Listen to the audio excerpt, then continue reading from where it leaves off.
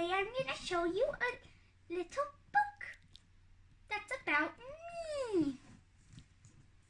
It's called Meet Felicity. First we got who plays here. It's the father, mother, Felicity, Nan, her little sister, William, her little brother, Ben Davidson, Mrs. Fitchett, Penny, Jiggy Nye, Marcus. Let's start.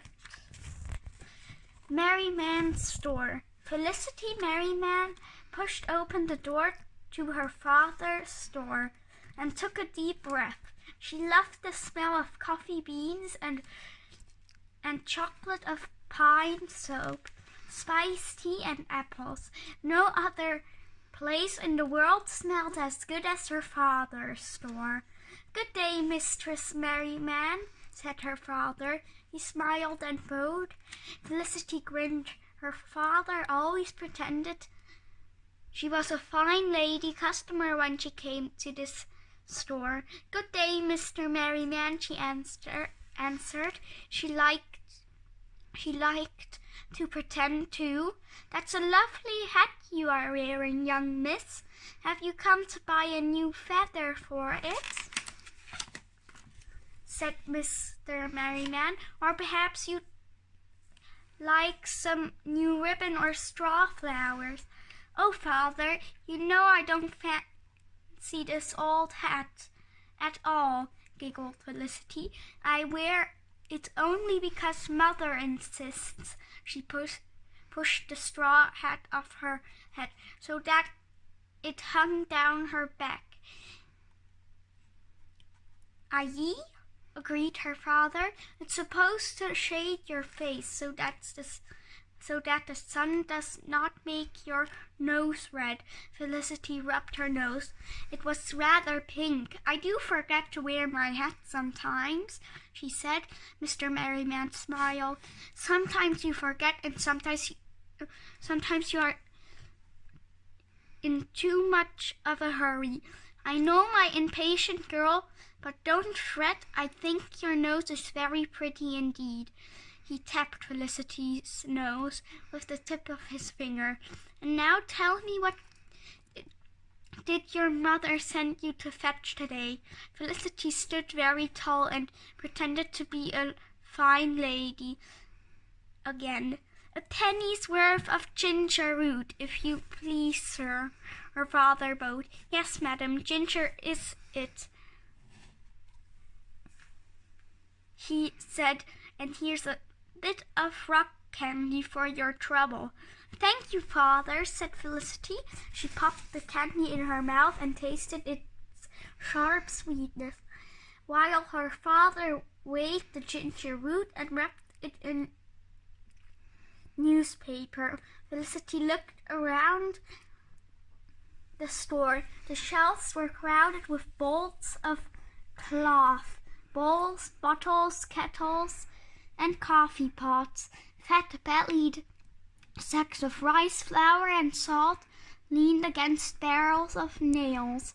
Everywhere Felicity looked, she saw something useful or pleasing. There were aprons, nightcaps, combs, spices, sponges, rakes, fishing hooks, tin whistles, and books. Felicity loved to daydream about the faraway places everything came from. The tulip bulbs came from Holland, the tea from China, and the cotton from India. Felicity believed her father's store was the finest store in Williamsburg, and probably the finest store in all the 13 colonies. The King of England himself didn't go to a better shop in London. Felicity was sure Mr. Merryman handed Felicity a neatly wrapped packet. "Here's your ginger, Lizzie," he said. "Put it safe in your pocket so you won't lose it the way you lost the sugar last week." Felicity put the ginger deep in her pocket. "I didn't quite lose the sugar, father," she said. "I gave it away to a horse," laughed Mr. Merriman. "Ah, yes, now I remember," he winked at his daughter. "I believe you'd give a horse anything. You'd love horses, don't you, Lizzie?" "Oh, you do love horses, don't you, Lizzie?" "I said Felicity, nodding happily. Mr. Merriman patted Felicity's pocket. "Mind you don't give this ginger to any horse, or I'll be to go.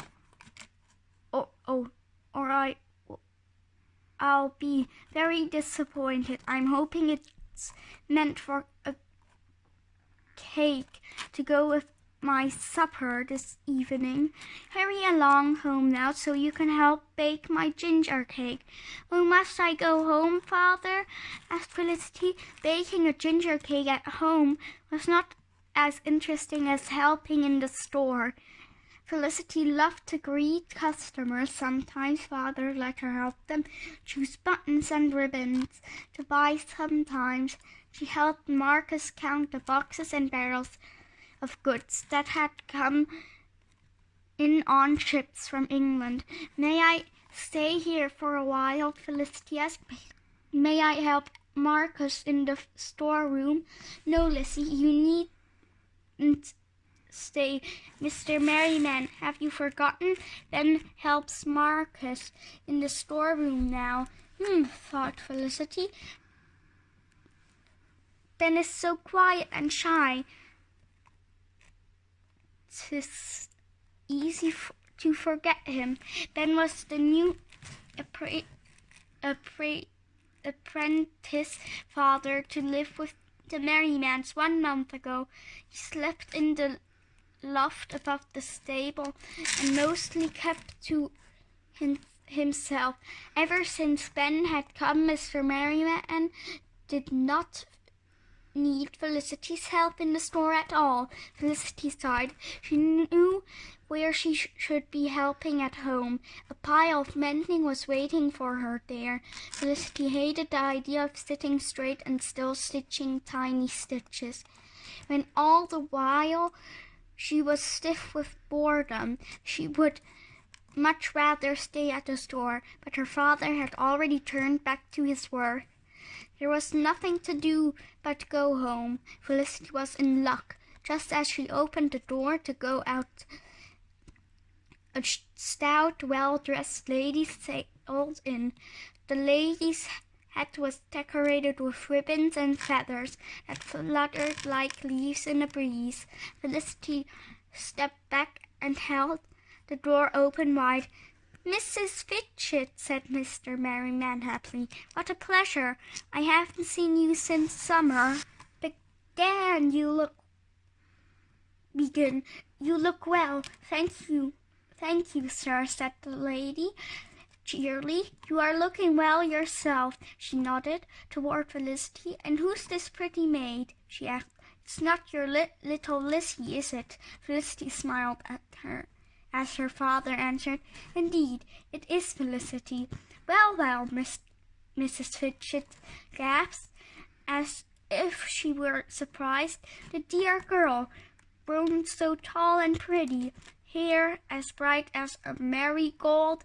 I am sure she'll have the lads flocking about." Mr. Merriman. Mrs. Fitchett turned to Felicity. "Are you ready for the lads? Come a-courting, Miss Felicity. Are you working on your sampler of stitches to show them how well you sew?" "No, ma'am," said Felicity. "I've not begun a sampler as yet." "Not yet?" Mrs. Fitchett asked. "Why, my 2 girls had finished their samplers when they were your age. My Lizzie's not much of one for stitching," said Mr. Merriman. "She hasn't the patience." "High-spirited, is she?" said Mrs. Fitchett. Well, Mr. Merriman, your girl will find her patience when she goes looking for it, I'm sure. Wait till she meets a fellow she fancies she'll settle down fast enough. Lizzie's far more interested in horses than fellows, smiled Mr. Merriman. She'd rather go for a horseback ride than go to a fancy dress ball. He looked at Felicity. Isn't that true, Lizzie, my girl? Of course, father, said Felicity. She did not believe anyone could prefer dancing to riding horses. Horses, exclaimed Mrs. Fidget. That reminds me why I came to your store today. I want to order oats for our horses to eat. Will you have your man bring a sack of oats round to my house, Mr. Merriman? I'll have my new apprentice do it, said Mr. Merriman. Ben is going to deliver a new bit and harness to Jiggy and I at the tannery this afternoon. He will bring the oats to your house on his way. Very well, said Mrs. Fidget. She lowered her voice to a gossipy tone. I know why that good-for-nothing Jiggy Nye wants a new harness and bit. I hear he's got himself a new workhorse. He won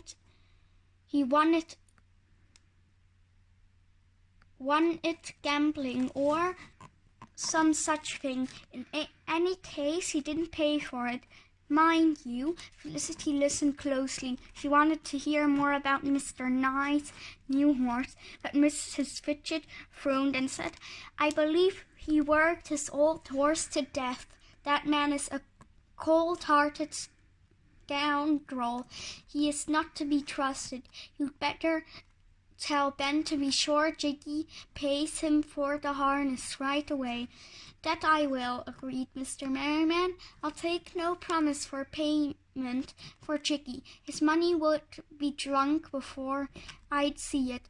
Mr. Merriman glanced at Felicity and stopped talking, but Felicity knew all about Mr. Nye. Everyone knew he drank too much rum. When he did, he went into rages and left his work undone.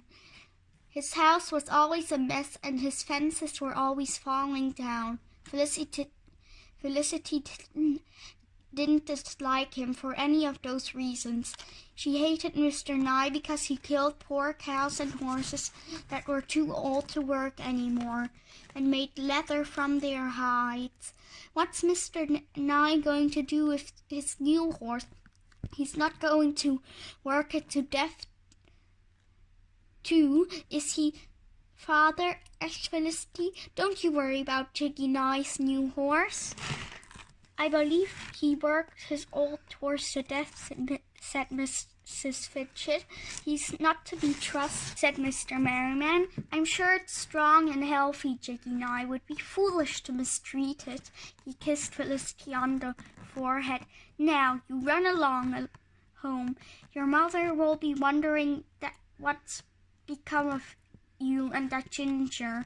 Goodbye, my child. Goodbye, father. Good day, Mrs. Fidget, said Felicity. Farewell, Miss Felicity, said Mrs. Fidget. Felicity stepped out into the bright afternoon. She walked home thinking only one thing. Mr. Nye has a new horse, and I'm going to see it somehow as soon as I can. Bye, everybody. This was chapter 1, and the next time I will read chapter 2, Penny. Bye, guys.